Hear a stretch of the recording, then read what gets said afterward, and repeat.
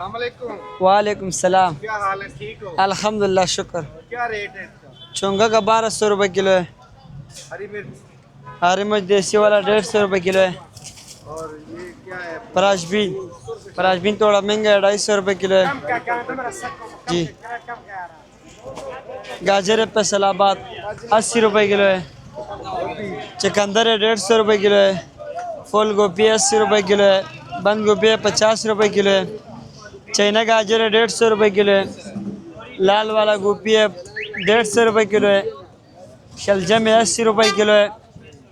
केला मिर्च है 400 रुपये किलो है। चना है 300 रुपये किलो है। लंबा लौकी है 150 रुपये किलो है। तोरी है 150 रुपये किलो है। भिंडी है संद वाला है 250 रुपये किलो है।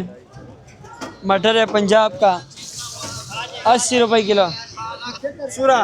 जी। करेले है संद का 300 रुपये किलो है। खीरे 80 रुपये किलो। गोल कद्दू है 200 रुपये किलो है। ब्रोकली है 400 रुपये किलो है।